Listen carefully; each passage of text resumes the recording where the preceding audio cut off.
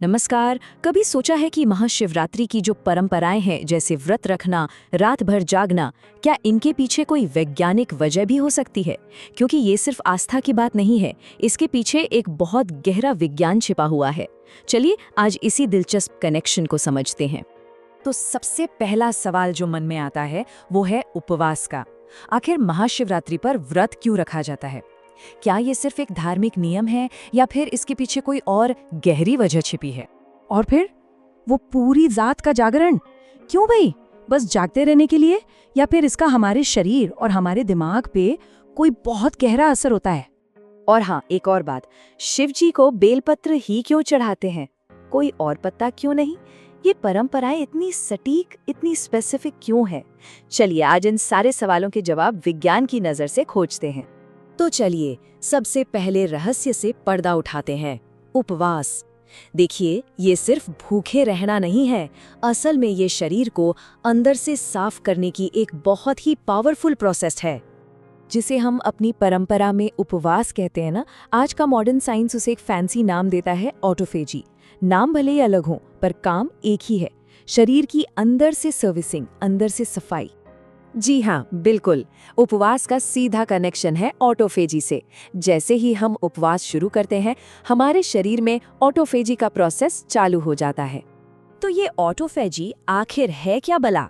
देखिए, बहुत आसान भाषा में ये हमारे शरीर का अपना रिसाइकलिंग सिस्टम है।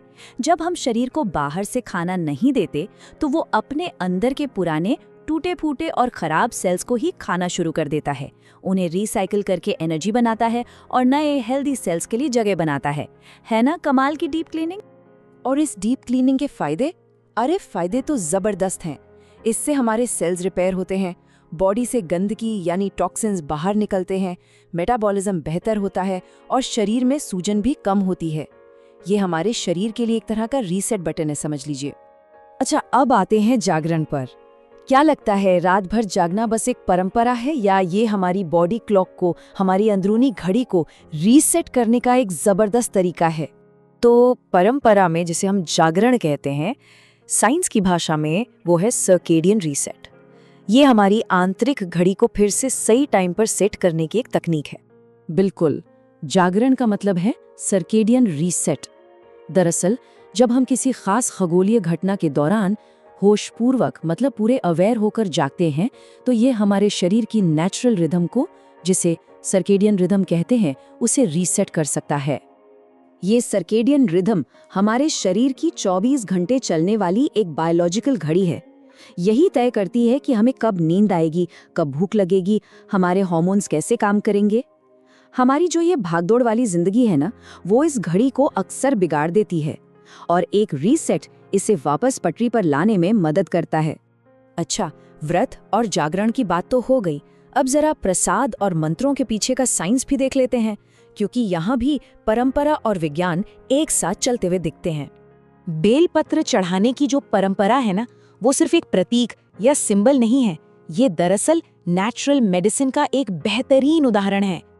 पता है, पारंपरिक चिकित्सा में, आयुर्वेद में बेलपत्र को उसके एंटीबैक्टीरियल, एंटी फंगल और एंटी इन्फ्लेमेटरी यानी सूजन कम करने वाले गुणों के लिए जाना जाता है। ये प्रकृति की दी हुई एक बहुत शक्तिशाली दवा है। अब बात करते हैं मंत्रों की। क्या लगता है, ये सिर्फ कुछ शब्द हैं? नहीं, मंत्रों का जाप करना असल में तनाव कम करने का एक बहुत ही साइंटिफिक तरीका है। जब मंत्रों का जाप होता है तो एक खास तरह की वाइब्रेशन, एक कंपन पैदा होती है। ये वाइब्रेशन हमारे नर्वस सिस्टम को, मतलब हमारी नसों को शांत करती है, स्ट्रेस पैदा करने वाले हार्मोन्स को कम करती है और हमारा फोकस बढ़ाती है। ये साउंड हीलिंग का एक बहुत ही पुराना और असरदार तरीका है। तो अब तस्वीर थोड़ी साफ हो रही है ना? कैसे उपवास, जागरण और प्रसाद के पीछे ठोस वैज्ञानिक सिद्धांत हैं। ये वाकई में विज्ञान और विश्वास का एक बहुत ही सुंदर संगम है। नीलकंठ की कहानी तो हम सब जानते हैं, कैसे शिव ने जहर पीकर दुनिया को बचाया। ये कहानी असल में एक सिंबल है, एक प्रतीक है नेगेटिव को पॉजिटिव में बदलने का। ठीक वैसे ही जैसे हमारा शरीर व्रत के दौरान टॉक्सिन्स यानी जहरीले पदार्थों को बाहर निकालकर उसे पॉजिटिव एनर्जी में बदल देता है। मतलब जो हजारों साल पुरानी कहानियों में छिपा था वो आज के जमाने का साइंटिफिकली प्रूवन लाइफ हैक है। कमाल की बात है ना? तो इस सब से हम आज की जिंदगी के लिए क्या सीख सकते हैं? देखिए, इंटरमिटेंट फास्टिंग को ट्राई किया जा सकता है, अपने बिगड़े हुए स्लीप साइकिल को रीसेट करने की कोशिश की जा सकती है, बेलपत्र जैसी नेचुरल हर्ब्स को अपनी जिंदगी में शामिल कर सकते हैं और तनाव कम करने के लिए थोड़ा ध्यान या मंत्रोच्चार का अभ्यास तो कर ही सकते हैं। तो ये सब हमें सोचने पर मजबूर करता है ना, कि हमारी और कितनी ही परंपराएं हैं जिनके अंदर ऐसे ही विज्ञान के खजाने छुपे हुए हैं। बस हमें उन्हें इस नज़र से देखने की ज़रूरत है। इस पर सोचिएगा ज़रूर।